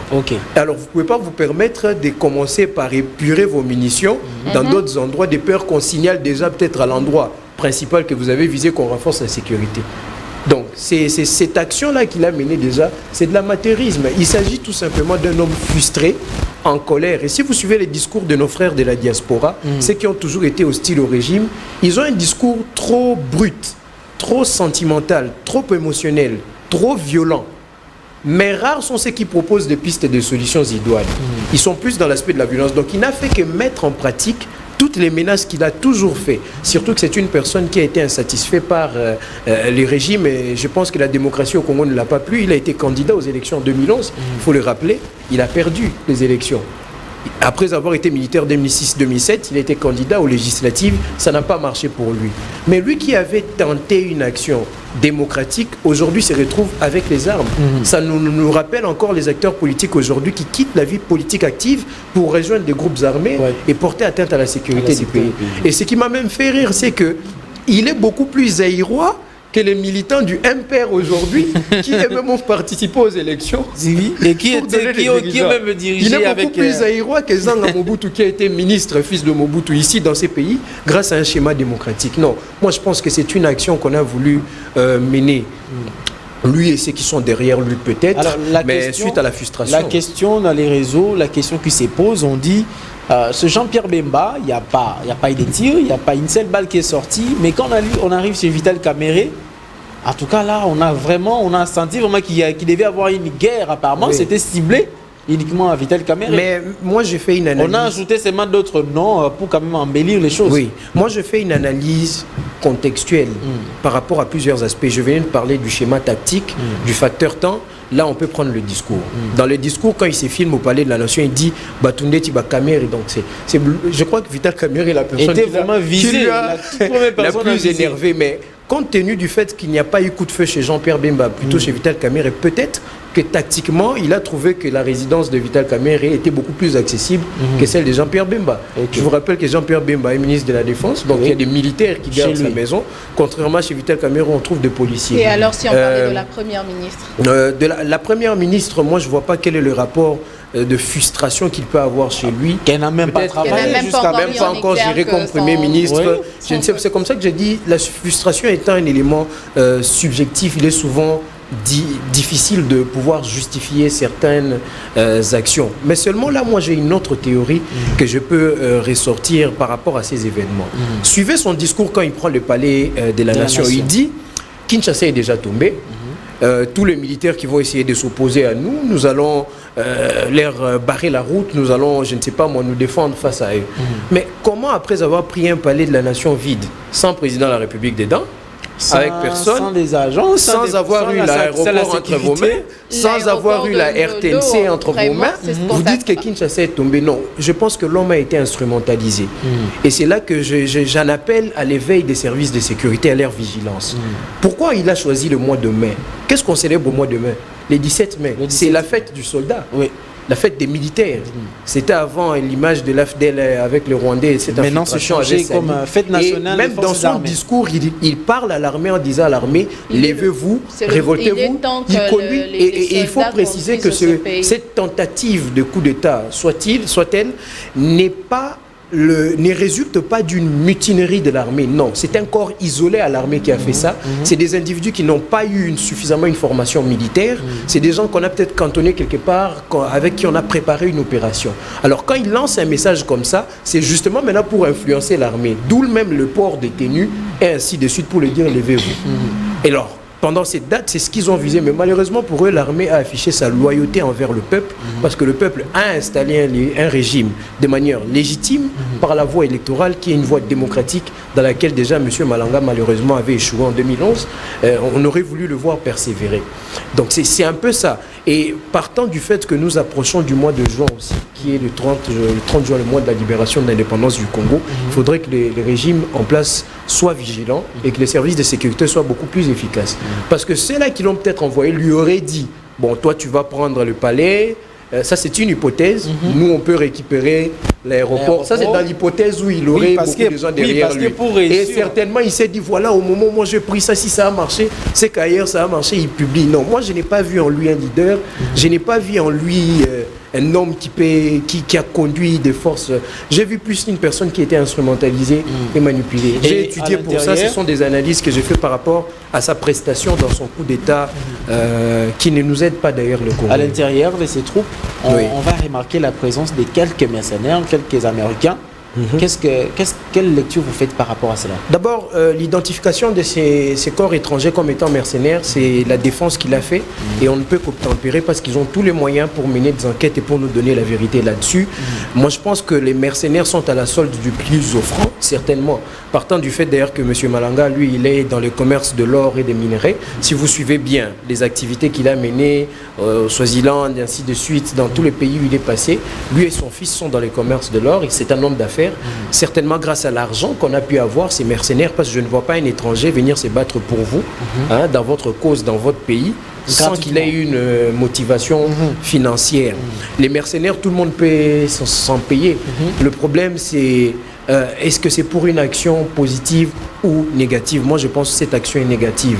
Donc, je ne pense pas qu'un mercenaire engage un État. Mais est-ce que sur le plan diplomatique, oui, ça n'engage pas un État, mais sur le plan diplomatique, parce que ce sont des citoyens américains, est-ce que sur le plan diplomatique, ça ne va pas créer quand même des psychoses? Certes, sur le plan diplomatique, il y aura pas des tensions, mais il y aura des confessions à se faire. Il y aura une collaboration qui doit être renforcée, qui doit se faire. On parlait à peine du service de contrôle. Mais si les services de sécurité du Congo peuvent collaborer avec les services de sécurité américains pour pouvoir assouvir un peu couvrir cet axe-là de contrôle parce que les messages hostiles au pouvoir ont été rendus sur le sol américain. Et M. Malanga bénéficie aussi du statut de réfugié politique depuis 98. Il était aux États-Unis avec ses statuts, à l'Utah, plus précisément dans l'État de l'Utah. Alors si les services de sécurité congolais élargissaient leur champ d'action en collaborant avec les services de sécurité américains, je pense qu'on pourrait prévenir ces genres d'actions ici. Mais partant du fait que cet Américain-là, parce que moi je vis un blanc, je ne sais pas s'il y en a combien. Bon, oui, il y en avait 3. Il y en avait quand même 3. Hein. Oui, ces Américains-là, je ne sais pas si les accords vont être conduits pour qu'on puisse les extrader et les juger là, ou ils seront condamnés ici. Mais je pense que diplomatiquement, il y aura des tractations entre le Congo et les États-Unis. Et nous encourageons pas ça. Sans exclure le fils. Le fils, lui aussi là. Il est aussi là. Ce qui me fait mal, c'est ça. Parce que le fils quitte sa femme, son fils, je crois qu'il a un fils, pour rejoindre son père dans ses combats ici. Et le papa meurt, il laisse une femme avec des enfants, ça c'est attristant. Le fils s'est fait arrêter avec une femme qu'il laisse en arrière. Mais il faut aussi parler des effets que cette action ici a eu auprès de l'opinion, autant nationale qu'internationale. Voilà. Moi, je vois des Congolais dans les réseaux sociaux dire que ces gens sont des héros. Non. Pour moi, les vrais héros, ce sont ces jeunes de 17 ans, 18 ans qui se rasent les crânes et qui vont combattre à l'Est en adhérant à l'armée. Ce sont eux les héros parce qu'ils meurent pour le drapeau, ils meurent pour le Congo. Pour moi, les héros, ce sont des jeunes comme nous qui passons à la télé proposer des pistes de solutions pour qu'il y ait une meilleure gestion dans ces pays, qui ne voulons pas prendre les armes. Les héros, ce sont les gens qui ont la mentalité des Lumumba, des Tshisekedi, ceux qui ont fait une lutte pacifique pour ces pays, de Laurent Désiré Kabila, même si c'est vrai qu'il y a beaucoup à dire sur l'arrivée de l'AFDEL, parce qu'il y a un grand problème avec cette arrivée, ça nous a conduit à des infiltrations, ainsi de suite. Ce sont ceux qui ont un esprit nationaliste, qui aiment le Congo, mais qui ne veulent pas déstabiliser pour instaurer un nouvel ordre. Non, on veut contribuer à améliorer l'ordre installé. C'est ça le vrai héros. Alors, les vrais héros sont ceux-là qui ne cherchent pas à faire couler les sangs de ses concitoyens. Non, pas les sangs de nos compatriotes. Alors là, ce ne sont pas ceux qui font les contraires, ce ne sont pas les vrais héros. On va changer de chapitre, on va parler maintenant la Chambre basse du Parlement. Normalement, les élections devaient avoir lieu les 18, c'est-à-dire le vendredi. Et ça n'a pas eu lieu. Le chef de l'État a rappelé tous les membres, c'est-à-dire tous les députés et sénateurs de l'Union sacrée. Les présidiums ont été présents et quelques chefs de regroupement des partis politiques. Moi, je vous relance par cette question tout d'abord. Bitakwir a dit, Monsieur le Président, nous pouvons accepter, donc le peuple congolais acceptera que le Covid, la Covid comme on le dit, la Covid puisse revenir au pays. La pandémie à Covid-19. Mais pas Mosso au perchoir de l'Assemblée nationale. Votre lecture. Bon, l'excellence Bitakwira, c'est quelqu'un qui était dans notre faculté des sciences sociales. Il a fait ses études supérieures là-bas, en sciences politiques. J'ai un grand respect pour lui. C'est un homme très intelligent. Il a cet art de communiquer la bonne humeur. Il a des propos qui traduisent une révolte, mais avec l'humour. Bon, moi, je ne vais pas entrer dans le commentaire les propos qu'il a tenus là. Moi, je ne tiendrai pas ces propos à l'égard plutôt d'un collègue politique qui est aux institutions, mais je comprends le pourquoi. Parce que là, c'est dans un contexte où le président Bosso est vu comme la cause de la crise, qui fait en sorte qu'il n'y a pas installation du bureau définitif. C'est dans ce contexte-là. Bien évidemment, parce c'est dans ce contexte qu'il a reporté d'abord les élections. Il est en charge parce qu'il est le président du bureau. Je me rappelle lorsque nous étions ici sur ces plateaux, je l'ai dit, pour moi, le président Bosso, ça c'est mon avis, le président du bureau d'âge, l'honorable Mbosso Nkodia devait assumer un rôle beaucoup plus loin du premier rang en tant que conseiller. Parce qu'il a une grande expérience et il doit laisser le premier rang à d'autres. Bon, je pense que c'est dans l'absence du consensus qu'il y a eu la carence du consensus dans le choix du ticket pour le bureau définitif qui a eu cette crise. Nous l'avons dit l'autre fois, la politique congolaise fonctionne sur base de la pression. Si vous ne faites pas pression, on ne vous donne rien. Je n'ai pas vu les gens contester le fait que Vital Kamerhe soit candidat unique. Parce que lui, il est né du consensus entre plus de 400 députés de l'Union Sacrée qui ont voulu qu'il soit candidat. Mais pour les autres postes, je l'avais dit quand je suis passé au plateau, j'ai dit non, pour les autres postes, il va avoir des problèmes. Pourquoi? Parce qu'on n'a pas vu, je n'ai pas vu là où il y a eu réunion de tous les cadres de l'Union Sacrée. Et surtout que cette rencontre-là, il y avait une quarantaine de chefs des regroupements qui constituent, des regroupements politiques qui constituent l'Union Sacrée. Donc vous comprenez qu'ils sont entrés maintenant dans le schéma du consensus. Et je crois qu'à partir de cette rencontre du 17, il y avait une autre rencontre maintenant prévue pour harmoniser cette liste conformément aux instructions données par les chefs de l'État lors de ces assises-là. Donc vous voyez maintenant qu'il fallait qu'il y ait une crise pour qu'il y ait consensus. Or, ces schémas-là ne nous honorent pas. Nous, on aurait voulu que le consensus se fasse avant et pour qu'on nous présente une liste qui fait l'unanimité et qu'on aille rapidement aux élections. Et actuellement, on aurait eu un bureau. Moi, je n'encourage pas... L'idée, c'était quoi? Est-ce que l'idée, c'était que ce bureau définitif soit composé des représentants du présidium? Non. L'idée, c'était que les tickets de l'Union Sacrée puissent être un ticket qui est issu d'un consensus. C'est ça l'idée. En démocratie, c'est ce qu'on fait. Quand on est une vaste famille politique, on ne porte pas les candidats selon le vouloir de chacun. On se réunit pour éviter justement ce genre de crise. Parce que là, c'est une crise, je peux dire qu'elle est une crise institutionnelle. Elle a des apports institutionnels parce qu'elle freine une institution, elle freine l'établissement concret d'une institution. Et moi, je n'apprécie pas ça parce qu'il fallait que le président de la République intervienne pour qu'on ait un consensus. C'est une honte pour moi, voyant tous les membres du présidium de l'Union Sacrée, que je respecte beaucoup parce que chacun d'entre eux a donné un apport consistant pour avoir instauré un régime qui gère le Congo aujourd'hui. Ils ont combattu chacun à leur niveau. Mais c'est une honte pour moi de voir, bon, je dirais que c'est une déception, je suis attristé de voir qu'il fallait l'intervention du chef de l'État pour qu'on en arrive là. Mais quoi qu'il en soit, au moins, cette intervention a fait avancer les choses et j'espère que la prochaine liste fera l'unanimité, mettra tout le monde d'accord. Mais déjà, selon nous espérons tous que là, on perd assez de temps. On a beaucoup perdu. Je l'ai dit l'autre fois, nous sommes déjà dans la moitié de l'année, ça va faire bientôt 6 mois. On va commencer la gouvernance de ces pays quand? Parce que là, l'année ici sera consommée pour faire installer les institutions et après cette année, il vous restera 3 ans. Parce que la dernière année, c'est l'année électorale. Alors, comment on va accomplir une gouvernance? Donc, vous avez un mandat de 5 ans. Est-ce que vraiment ces mandats-là, bon, ça, je ne sais pas, c'est un autre débat. On va dire que le chef d'État a eu un mandat de 3 ans. Oui, mais un mandat d'action de 3 ans. Une légitimité accordée, une légalité, une légitimité de 5 ans, mais un mandat d'action de 3 ans. Avec des crises multiples, ça, ce n'est pas bon. C'est comme ça que je reviens à ce que je disais. Il faut gérer les appétits des acteurs politiques. Mais pourquoi j'ai envie de l'appeler Pépé Mbosso, comme on appelait Pépé Ilunga? Pourquoi Mbosso? C'est une réflexion que nous sommes en train de faire, parce que lui aussi il a répliqué à ces propos de Bitakwira en disant j'ai encore la force de servir la nation. C'est quoi votre problème? Pourquoi ne se choisirait pas quelqu'un? Parce que s'il veut quand même être tout le temps, peut-être être dans l'actualité, pourquoi qu'il ne choisirait pas quelqu'un, son suppléant par exemple? Il lui laisse le siège de l'Assemblée nationale, il se retire et que ce suppléant devient quand même le vice-président de l'Assemblée nationale. Parce que j'espère que vous êtes un jeune. Si vous donnez quand même les conseils maintenant là, moi je vais être. Il va vous écouter. Parce qu'il a trop fait. Vous me permettrez d'être vrai. Vous me permettrez d'être vrai et honnête avec vous. Allez. Moi, je vais parler honnêtement et en tant qu'homme libre qui bénéficie de la liberté d'expression et d'opinion garantie par la Constitution de ces pays. Moi, je pense que Papa Mbosso, à qui on doit beaucoup de respect, doit se retirer et avoir un rôle beaucoup plus en retrait. Les postes de deuxième vice-président, moi, je trouve que ça serait pas mal aussi pour lui.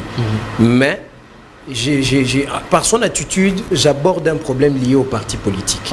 Le cadre idéologique qui doit gérer la nation, c'est le parti politique parce qu'il forme des élites qui doivent prendre part à l'alternance politique et au rajeunissement de la classe politique. Quand un parti échoue à sa mission, il reste concentré sur un leader. Et ces derniers restent en position. Et lui, il évalue la bonne gestion par rapport à sa présence aux institutions. Ça, c'est une erreur. Moi, je suis politologue. J'ai fait les sciences politiques. Je ne peux pas tolérer qu'on évolue dans cette voie-là en se déviant totalement des missions qui sont assignées aux partis politiques. Parce que le parti politique nous donne des gens qui doivent gérer l'État. Quand un parti n'a pas pu préparer la relève, c'est là qu'il y a ce genre d'événements. J'ai fait une critique objective. Je ne suis pas l'ennemi de quelqu'un. Là, je suis rationnel.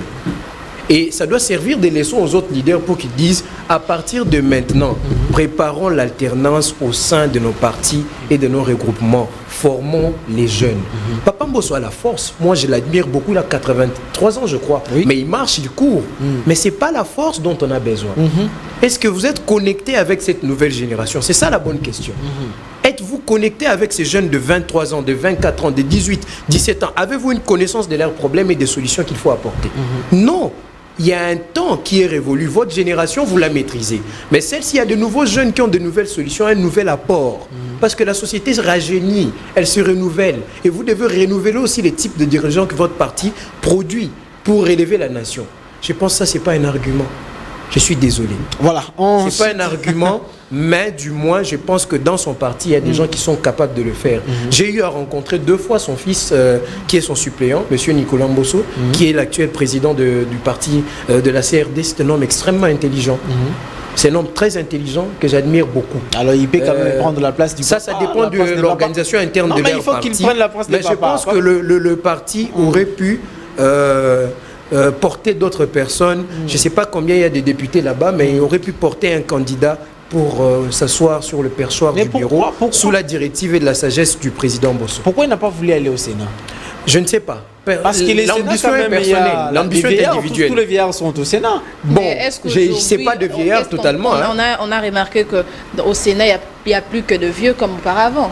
Aujourd'hui, il y a des très jeunes qui sont au Sénat. Il y a des jeunes au Sénat. Oui, oui. Donc, il faut revoir les choses, mais la loi parle d'un contexte d'âge pour être sénateur. Okay. C'est l'âge. Le problème, c'est ça, la légalité. Quand la loi vous donne l'âge, c'est un problème de l'âge. Je pense à 30 ans, on peut déjà être sénateur.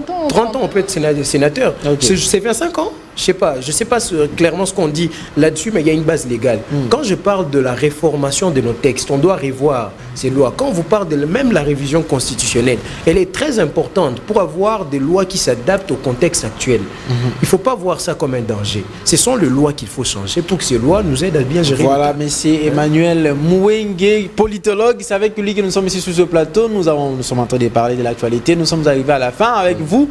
Mais je vous pose d'abord cette question afin que vous puissiez faire votre message. Madame Judith Soumilo Toulouka a informé son gouvernement. Si on appelle monsieur Emmanuel, on doit lui donner un portefeuille. Vous choisirez quel ministère? Bon, ben moi j'ai un top 3. Le tourisme, c'est le premier, parce que c'est un secteur qui peut être beaucoup plus rentable pour le Congo, partant du fait qu'on a, je crois, 7 parcs nationaux plutôt. Il y a 7 parcs, il y a une capacité verte exceptionnelle, il y a de la faune, il y a de la flore, on peut faire beaucoup d'argent avec ça. Le Kenya remplit les poches remplit ses recettes avec les fonds qui sont prélevés dans le secteur du tourisme. Ça, c'est le premier. Le deuxième, après le tourisme, c'est l'éducation. Parce que pour former un nouvel homme congolais, il nous faut une nouvelle dimension. J'ai eu à contribuer plusieurs fois dans l'apport éducatif pour la réforme du système éducatif et son renforcement. J'ai même rencontré le ministre Nzangi. S'il suit les médias, il va me reconnaître. J'ai quelques images ici avec un projet très important pour améliorer les LMD. Après l'éducation, il y a le dernier... C'est bon, ça c'est mon ministère favori. J'ai aimé ces ministères-là, mais je peux prendre le portefeuille, disons. Je prends le portefeuille. Pourquoi? Je suis l'un des rares, peut-être même le seul, dans toute la République démocratique du Congo chez les jeunes, à avoir fait un TFC en 2020 sur l'IPR. Moi, j'avais prédit que l'IPR allait quitter 15% jusqu'à 3% pour les agents publics de l'État. Là, nous sommes en 2020. Et c'est là déjà c'est là, c'est fait. Ça s'est mis en pratique en 2022. Mais moi, j'avais prévu le mécanisme. Mon TFC est toujours à la faculté de sciences sociales, département d'SPA. Si vous allez au département, vous allez trouver le professeur Yav Moutach. Il peut vous donner ça, c'est dans les archives de là. Voilà, donc 3 ministères capables de diriger tourisme, là, vous avez... éducation et... Vous avez les institutions qui prélèvent les impôts là-bas. Moi, j'avais vu, c'est une façon d'alléger un peu le coût de l'impôt aussi, mais d'améliorer la dimension salariale. Parce que l'IPER, c'est l'impôt professionnel sur les rémunérations. Donc pour alléger un peu ça et donner une consistance. Merci beaucoup, merci Mouingue et Emmanuel. Ketiabola, nous sommes arrivés à la fin. Mais la jeunesse, c'est pas mal aussi. Hein? Ouais. Donc 4. La jeunesse, bon, mettons 4. Donc on va aller jusqu'à 10 si on... Alors, non, les ambitions grossissent, mais il faut les contrôler. Voilà, c'est par cette ambiance que nous mettons point final à cette tranche d'aujourd'hui, de ce lundi 20 mai. Et Ketiabola, on va quitter les plateaux pour nous revoir ici les mercredis. Merci à nos chers téléspectateurs de nous avoir suivis. C'est toujours un plaisir de vous servir, en tout cas. Surtout avec la landiose qui nous a tous frappés à cause du concert du pasteur Moïse Mbiye. Mais nous sommes là, nous sommes quand même venus avec force pour vous... Ketia a tout dépensé pendant ses concerts. Il a bu, elle a mangé et tout ça, voilà. La landiose qui est là. Voilà, moi je vous dis grand merci. Je finis par saluer ma grande sœur Monica Bola. Si je ne le faisais pas, elle allait trop parler. Madame Monica Bola, je te salue, ma grande sœur. Gros bisous à toi. Voilà, Madame Monica Bola, nous te saluons. On est arrivé à la fin. Et donc, merci à l'équipe technique, J.C. Mavouba, Jonas Minga, Christian Bakabika. Merci au directeur technique, Monsieur Christian, Christian Kanyinda. Et nous pensons peut-être que le directeur des programmes sera déjà de retour aujourd'hui. Monsieur Tristan Énergie Lelo. Merci à vous également. Merci à Monsieur Charles Mouzadi. Merci au coordonnateur de la tranche matinale, le patron de la PES Télévision, Monsieur Patrick Ngandou Chiyoyo. Nous vous disons un grand merci. Merci également à Maman Nathalie Chiyoyo. Moi, c'est vous. Rendez-vous mercredi prochain. Et demain, je vais vous laisser entre les mains de Jeffer Passibongo et la charmante Charlène Moulunda et aussi Priscilla Mosibo. Quant à moi et Ketia, on se voit mercredi prochain. Mercredi prochain. Au revoir. Au revoir.